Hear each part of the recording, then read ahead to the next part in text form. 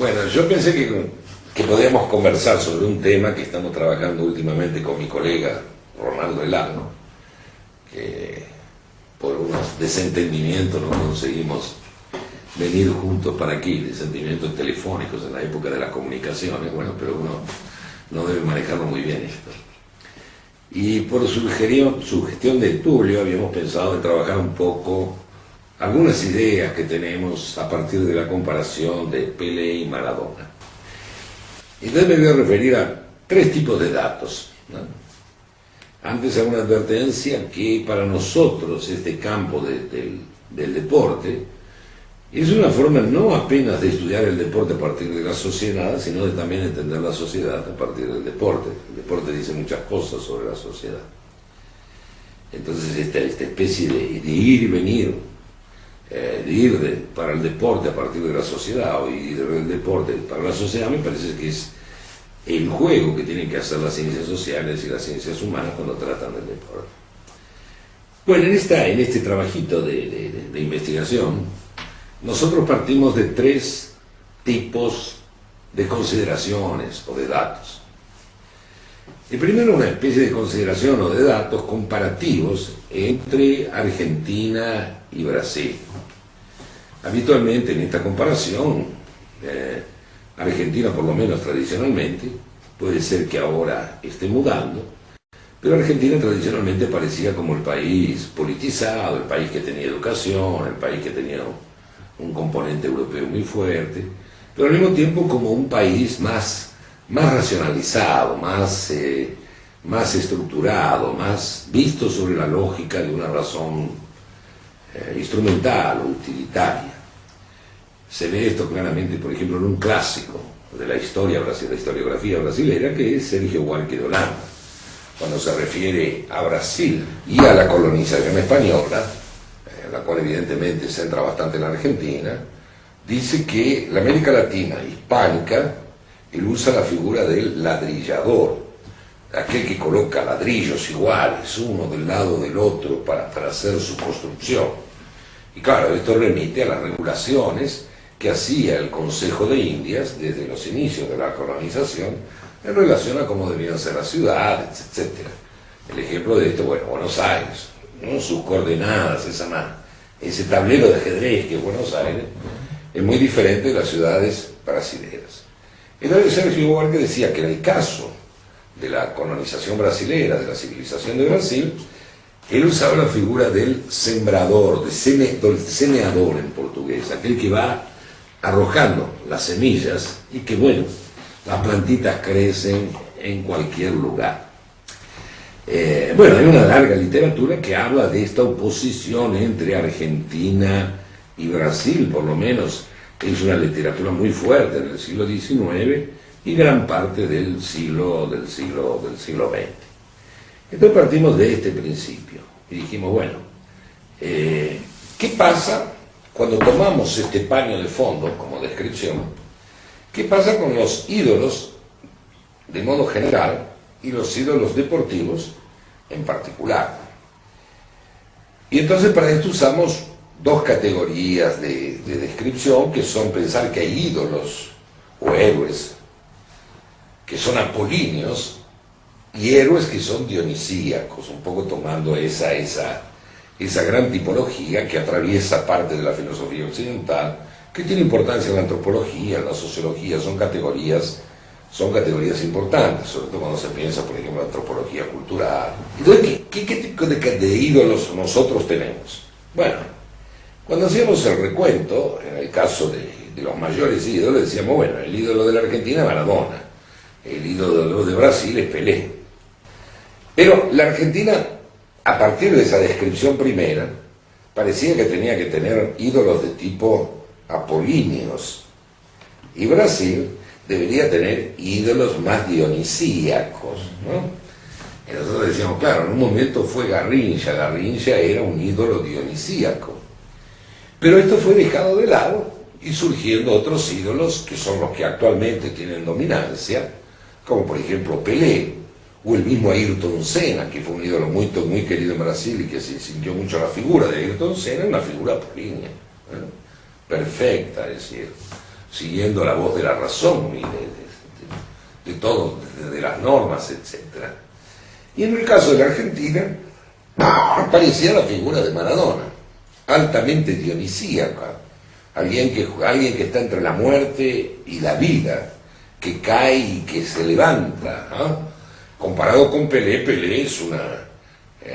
yo hasta tengo 2 fotografías que le voy a enviar, que capté en el Google, que es fantástico, porque la que aparece de Maradona parece un padre santo, ¿no? Lleno de cadenas, con el torso descubierto, rodeado de brazos que lo tocan, y Pelé aparece arriba, ¿no?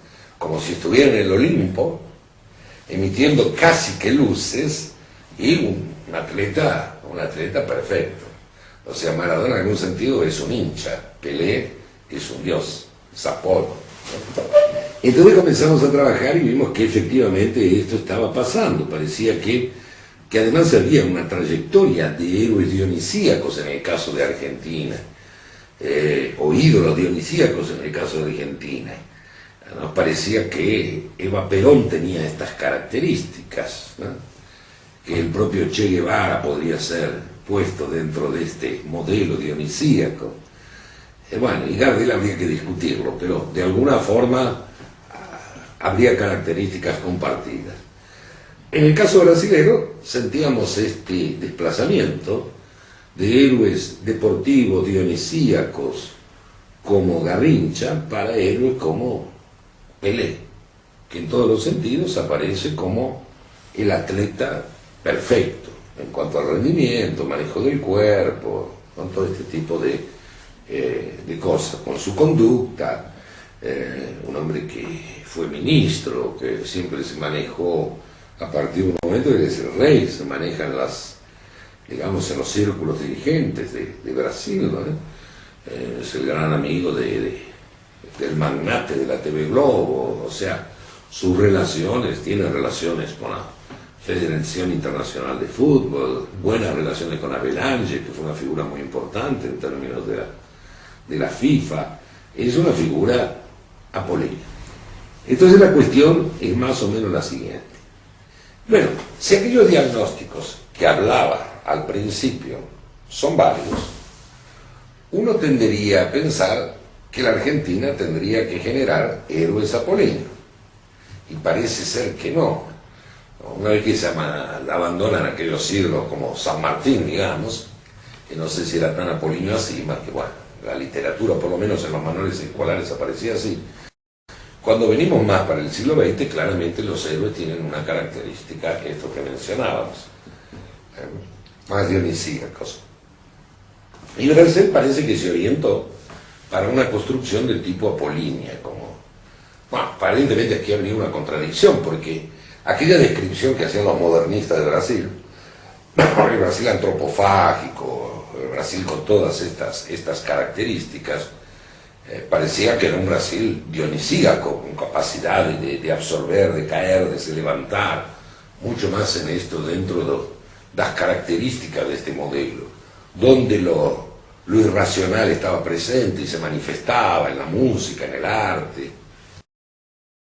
Y después se orienta entonces a la selección de ídolos como Pelé y Ayrton Senna, con características claramente apolíneas.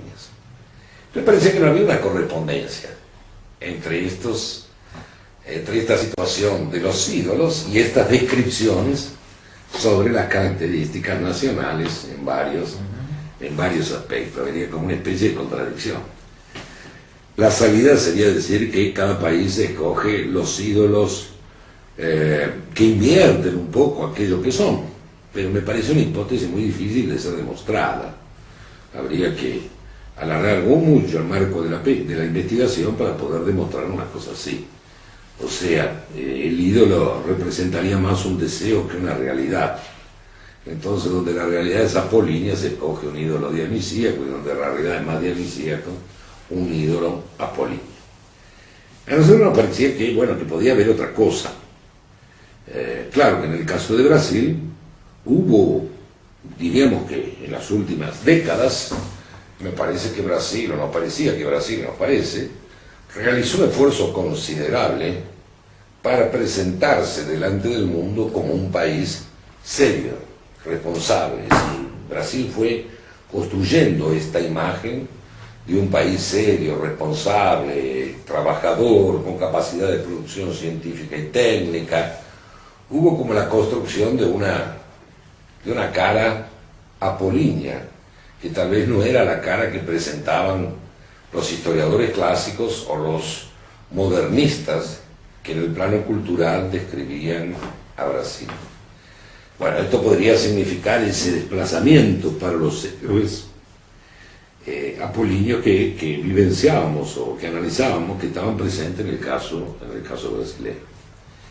En el caso de la Argentina ya la cosa no había muy bien cómo explicarse esto. Parece que hay una aceptación de este héroe dionisíaco, ¿no?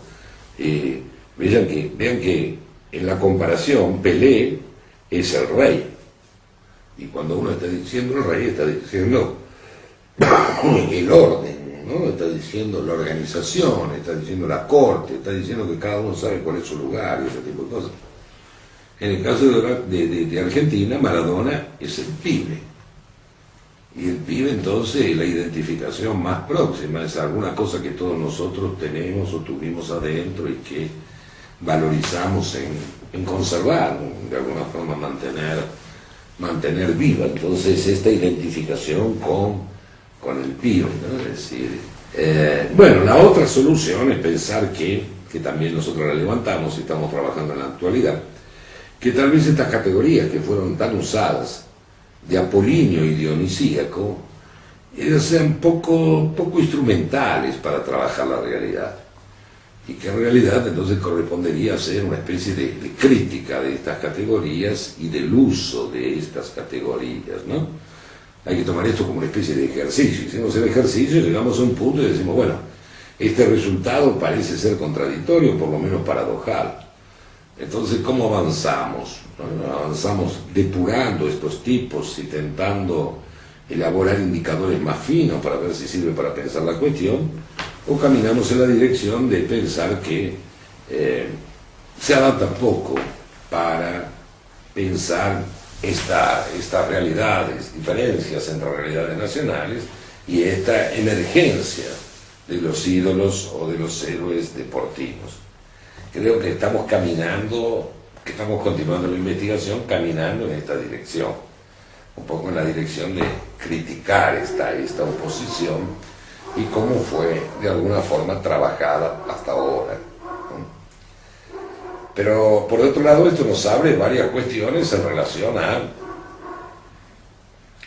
al conjunto de esto que decía inicialmente, de los percursos que podemos realizar de la sociedad o de la cultura en relación al deporte y viceversa, del deporte en relación a la sociedad. Permiten unas entradas, unas ventanas de entrada, muchas veces no son ni la puerta principal, pero son algunas entradas que nos pueden dar resultados más o menos significativos o interesantes para continuar en este tema. Bueno, esto más o menos estoy siendo sintético y resumiendo bastante, pero esto más o menos lo que estamos pensando, ¿no? Es decir, resumiendo, bueno, esta oposición en la caracterización de las dos culturas, digamos, la argentina y de la brasilera, de las dos sociedades, esta disonancia entre el tipo de sociedad que hace la descripción y el tipo de héroe o ídolo que es generado, cuando estos ídolos son considerados en función de ese modelo ampliamente divulgado, el modelo de Apolo y Dionisio, de héroes apolíneos en oposición a héroes dionisíacos. Y por último, entonces, revisar estas categorías para ver hasta qué punto nos permiten avanzar y qué podemos hacer con ellas. Esto es más o menos el esquema que estamos trabajando. Lo digo así muy sintéticamente, porque es una investigación en curso, no está cerrada, no está terminada. Hemos escrito alguna cosa, pero advirtiendo que es una investigación que está en proceso y uno nunca sabe muy bien dónde va a llegar con las investigaciones. Es decir, 4 o 5 décadas atrás, Brasil hizo una afirmación famosa que tomémoslos un poco como una metáfora, ¿no? Pero que Brasil no era un país serio. Estaban en un conflicto por ahí con la Francia, que si no me equivoco era por las langostas, que los franceses pescaban en el territorio brasileño, pero bueno, esto no importa. Esto me parece que de alguna forma persiguió a mucha gente. Si nosotros vemos en algunas áreas, por ejemplo, áreas en las cuales prima la racionalidad, como el área de la política científica, ¿no? Es decir, alrededor de los años 50 se constituye la política científica en Brasil y ella hasta ahora continúa y continúa firme. O sea, el Consejo Nacional de Pesquisa y otros, las fundaciones de amparo a investigación, pesquisa e investigación de los estados, la propia construcción de una posgraduación muy controlada mediante un organismo del Ministerio de Educación que es la CAPES, indica la presencia, la aceptación de los criterios internacionales para evaluar todo esto de la racionalidad internacional, el hecho que la producción científica circule en revistas de alto nivel, habitualmente revistas indexadas, toda esta orientación muestra una permanencia de una política adoptada y que continúa. Ahora, si la gente toma como otro extremo opuesto, por ejemplo, la política agropecuaria, bueno, yo diría que hace 20, 25 años que la agricultura brasileña viene teniendo un desempeño fantástico. ¿Por qué? Porque es una política continuada de inversión en el campo. Claro que siempre hay choques, roces, que los préstamos deberían ser pagados en tiempo mayor porque hubo seca, este tipo de cosas siempre ocurren en el caso de la agricultura. Pero observen, en todo este tiempo hay un crecimiento de la agricultura brasileña que es fantástico, alrededor siempre diría más o menos del 5% al año, pero un crecimiento de la agricultura 5, 6, 7, de esta magnitud significa que en 25 años, como es acumulativo, es una barbaridad. Brasil se tornó rápidamente un gran productor, por ejemplo, de ganado. La Argentina parece que no tuvo políticas ni coherentes en el campo científico, esta que estamos mencionando, ni en el campo de la agropecuaria. Y hoy estamos con los problemas que estamos. Es decir, los saldos exportables de carne de Brasil fueron aumentando casi que constantemente. Los saldos exportables de carne de la Argentina fueron, digamos así, reduciendo. Una vez que le sacas el consumo interno, cada vez quedan menos cosas para colocar afuera, ¿no? Entonces, bueno, en el campo financiero Brasil hizo también un proceso de racionalización muy fuerte, hizo también con leyes específicas, como la ley de la responsabilidad fiscal, un proceso de racionalización de los gastos públicos en los 3 niveles, municipal, estadual y de la Unión, colocando, por ejemplo, cuotas, hasta qué porcentaje se puede gastar en salarios, ese tipo de cosas.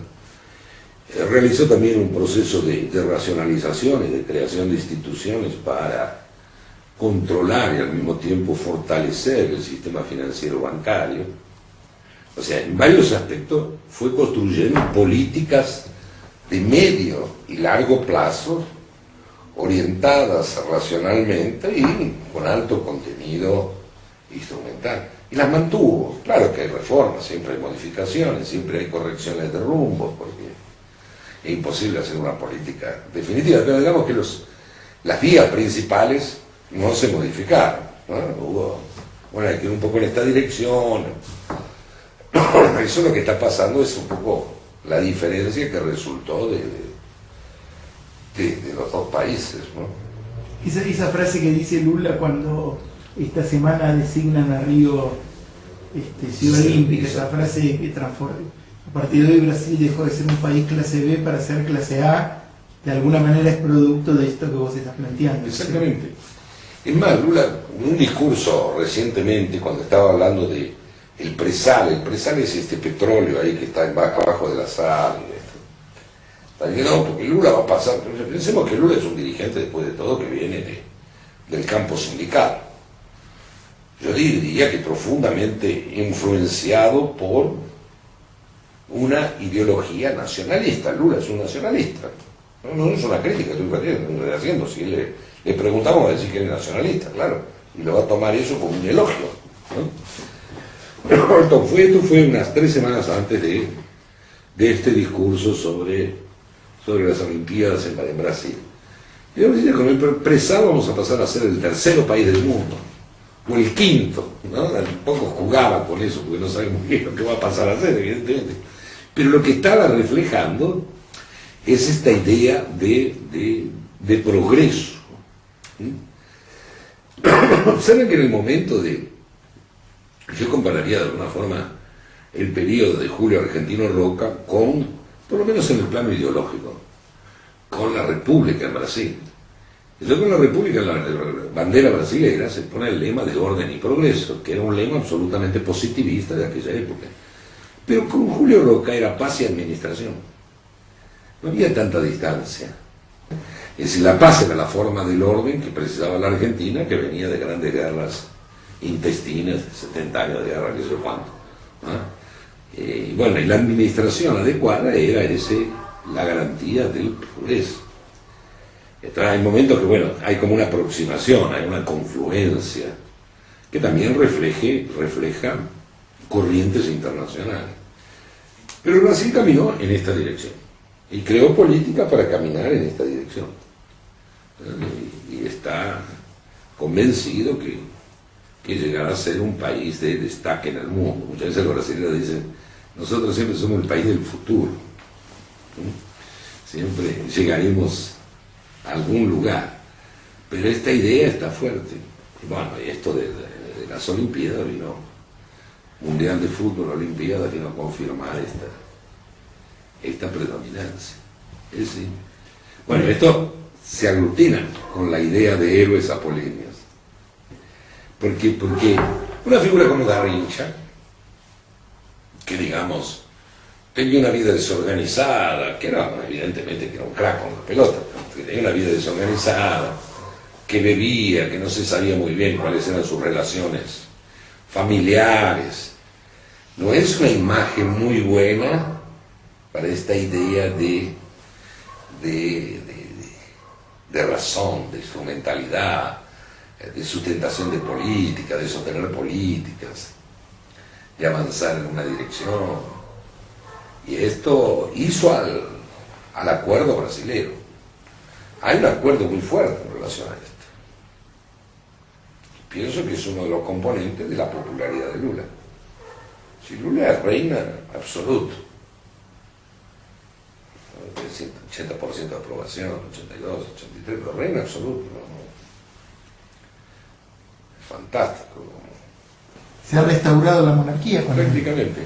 Pero es una monarquía popular, porque Lula tiene un lado de identificación muy fuerte con el brasilero. Él es absolutamente brasilero.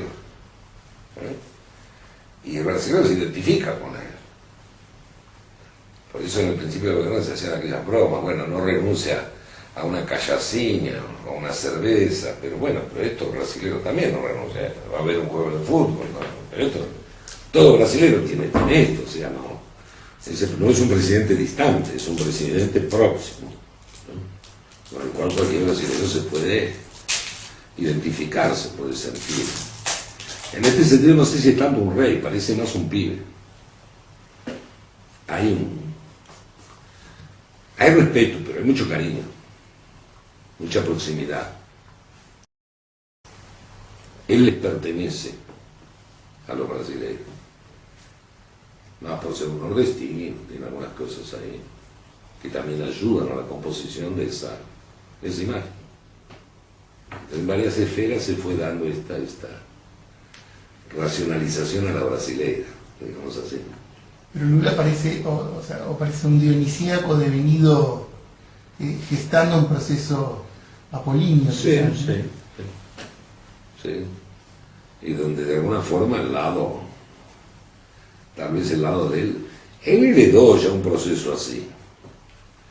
Lo que pasa es que él no se trató de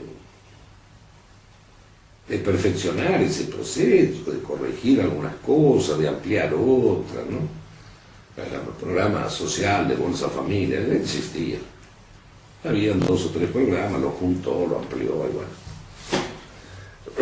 Pero ya era una tendencia del sistema, asistir a esas personas y colocarlo a algunas obligaciones, como que bueno, los chicos van a escuela y este tipo de cosas. Para recibir la Bolsa de Familia la madre tiene que tener a los chicos matriculados en las escuelas, ¿no? Es una pequeñísima contraposición. Una orientación para que esa Bolsa Familia sea recibida por las mujeres. Porque eso indica la experiencia internacional, las investigaciones que se han hecho en la India y en otros países indican un poco esta, que el mejor aprovechamiento de ese tipo de bolsas, aquí no sería, no es bolsa, aquí es de becas. Subsidios. Becas o subsidio o ayudas. Ayudas. Ese tipo de ayuda social, quien mejor lo utilizan son las mujeres cuando lo reciben directamente. Y quien mejor lo utilizan son las mujeres jefes de familia, me parece. Entonces, una orientación de la política, no es que estén excluidos los hombres, pero digamos que preferencialmente hay que ayudar a las mujeres. Vos vivís en Río de Janeiro. Sí. ¿Cómo imaginás los 2 eventos, o sea, anticipándonos, o por lo menos para pensarlo, ¿no? Tanto el Mundial de Fútbol como los Juegos Olímpicos, en una ciudad con esos contrastes? ¿Qué cambios o qué tensiones imaginás que va a haber en los próximos años? Yo creo que una tensión importante va a ser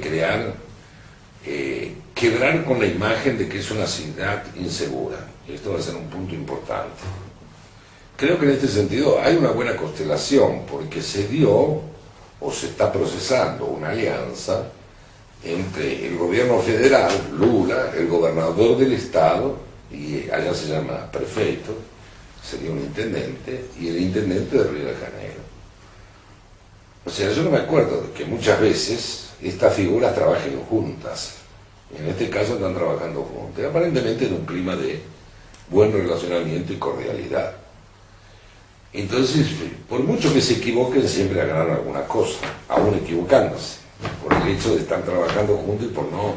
Entonces, si trabajan separados, tal vez la fuerza de uno anula al otro, pero ahora están trabajando en la misma dirección. Entonces, un paso me parece que va a ser esto de controlar la criminalidad. Ya comenzaron. Realmente creo que están apretando muy duro sobre el tráfico y sobre... ¿De qué manera la están controlando? La están controlando con acciones coordinadas, policía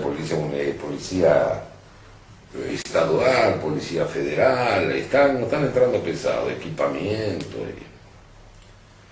y yo creo que lo van a conseguir hacer. Entonces, una cosa será que las tasas, los indicadores de violencia, homicidio, robo, hurto, etcétera, un poco caigan rápidamente hasta el mundial. Creo que en segundo lugar va a haber un efecto de que algunas infraestructuras, usando la terminología del movimiento olímpico, que el legado tangible, esto que se hace en términos de reformas urbanas, este tipo de cosas, va a ser importante, va a ser significativo, y va a crear evidentemente va a aumentar la ocupación, y por el otro lado, en términos de legado intangible, creo que se va a dar un momento de aumento de la autoestima y de la confianza de la población de Río de Janeiro en relación al Estado, a sí misma, al gobierno, ¿no? Porque observen, fue un momento uno podría decir que fue un momento de comunión, de autoridades y masa. Claro que siempre habrá algunos críticos de estos acontecimientos internacionales, pero de todas formas hubo una comunión, hubo una alegría que lo juntó a todos, ¿no? Entonces Lula lloró, pero también lloraron los cariocas. Todo el mundo lloró y todo el mundo se puso contento o alegre, las dos cosas. Entonces es posible que haya un reforzamiento de la esperanza, del optimismo, del hecho de que Río puede hacer cosas, de este tipo de cosas, que es uno de los legados en los cuales el olimpismo está muy interesado. Es difícil medir estas cosas, hay que hacer algunas investigaciones, pero me parece que toda la documentación del movimiento olímpico insiste mucho sobre esto que ellos denominan el estado intangible, que serían consecuencias culturales, psicológicos, sociales, como se quiera agrupar ellas, pero que tienen mucho más a ver con el estado de ánimo de las personas, cómo las personas se sienten, que con la construcción de obras de infraestructura. Y si en este caso, por ejemplo, los ingleses ya tienen un grupo que está acompañando esto para el Mundial. Ellos escogieron un área de Londres para concentrar las reformas y tienen un grupo de investigadores de una de las universidades que está acompañando estos efectos intangibles. ¿Cuál es el impacto en la población? Expectativa, índice de felicidad, cambio de actitudes, todo esto. Yo creo que va a ser un impacto fuerte. Para más porque son 2 seguidos, ¿no? Entonces son 4 años para preparar cosas y después será un caso. Es prácticamente algo que toca una década en completa, prácticamente. Prácticamente. Antes, durante y después. Claro.